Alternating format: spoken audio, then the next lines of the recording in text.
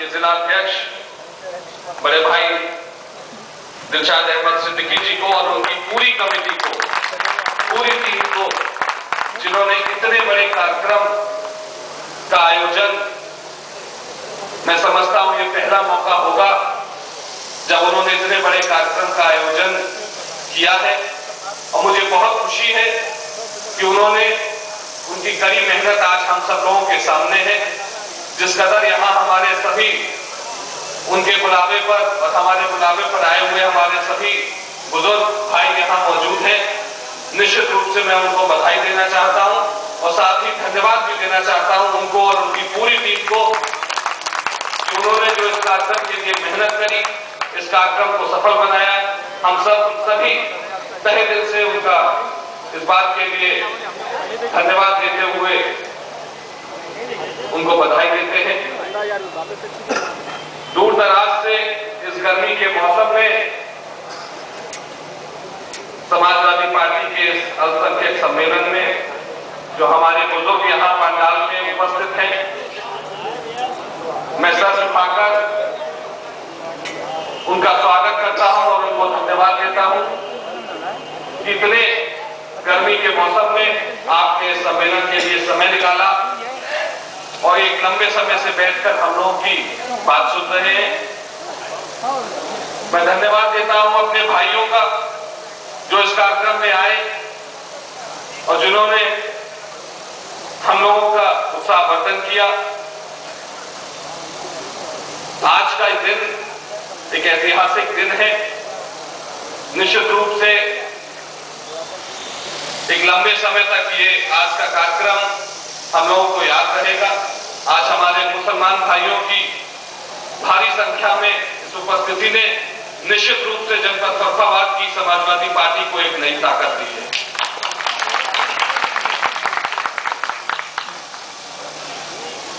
हम लोगों के हौसले जो आज आपके आने से बढ़े हैं, मैं उसको शब्दों में बयान नहीं कर सकता।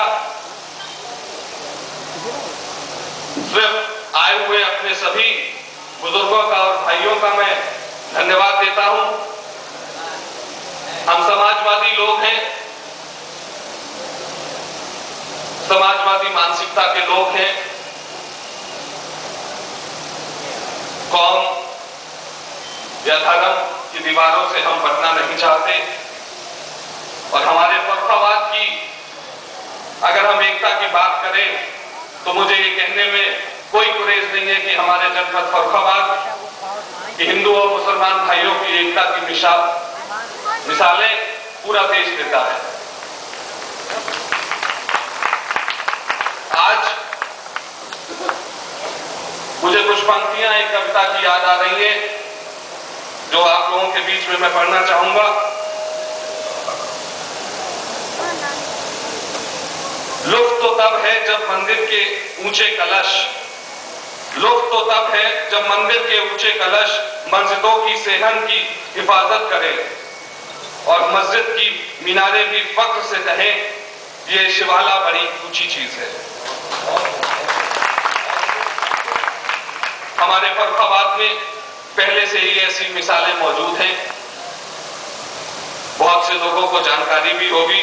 हमारी दरगाह हजरत कुदरतुल्लाह शाह में अशोक कश्यप गद्दी नशीन है और नवाबगंज में हमारे बर्तल में जान मोहम्मद एक शिव मंदिर में पुजारी थी।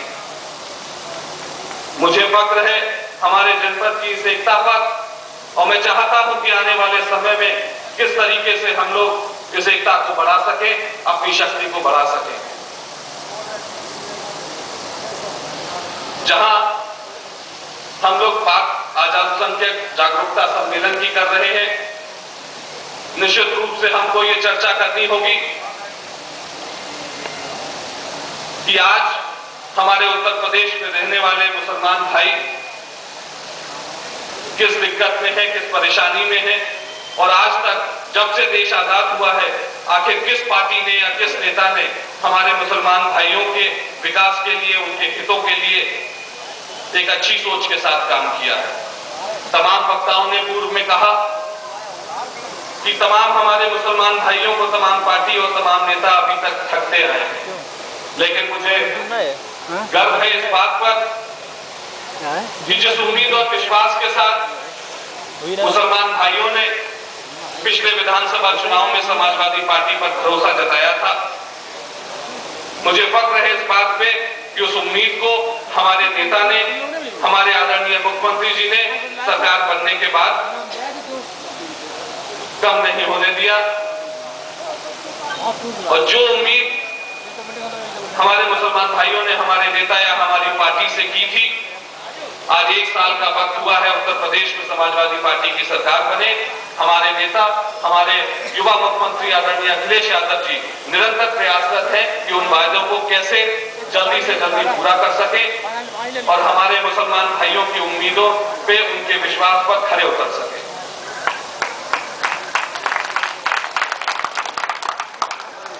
जहां तक की बात हम अपने फरखाबाद की करें,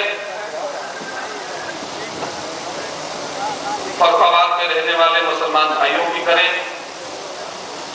आप सबको पता है एक लंबे समय तक हमारे मुसलमान भाई छपाई के काम में और दरी बिनाई के काम में रहे हैं, और जैसे जैसे वक्त आगे बढ़ा ये व्यापार हमारे जिले से खत्म होता चला गया।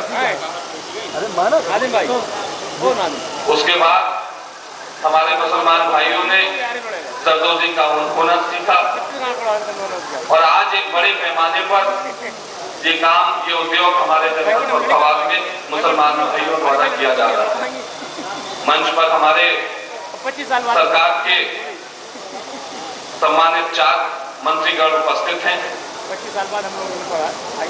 मैं उनको ये बताना चाहता हूं कि हजारों लाखों की संख्या में आज जरदोजी व्यापार से जुड़े हुए लोग फरखाबाद जनपद में रह रहे हैं।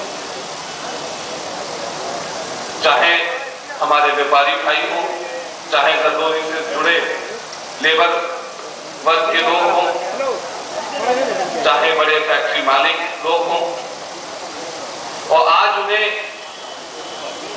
फरखाबाद की, जहां हम कहते हैं कि जरदोजी का काम आज पूरी दुनिया में पहचाना जाता है और बड़े मार्केटों में बहुत अच्छी डिमांड है फरखाबाद की जरदोजी के कामों की, वहीं हमारे इस व्यापार से जुड़े लोगों को तमाम समस्याएं, तमाम दिक्कतें हैं। मैं अनुरोध करूंगा अपने उपस्थित सभी मंत्रीगणों से कि आप आज फरखाबाद के लोगों को जरूर कुछ आश्वासन देके जाएं। मैं चाहता हूं कि जरदोजी के व्यापार को बढ़ावा देने के लिए, इस व्यापार से जुड़े हुए लोगों की सहूलियतों को बढ़ाने के लिए, उनकी दिक्कतों को दूर करने के लिए यहां एक जरदोजी विकास केंद्र जरूर खोला जाए। और निश्चित रूप से जब यहां पर एक विकास केंद्र खोला जाएगा, इस व्यापार से जुड़े हुए लोगों को उसका फायदा मिलेगा, और सबसे ज्यादा अगर फायदा किसी को मिलेगा तो हमारे मुसलमान भाइयों को मिलेगा।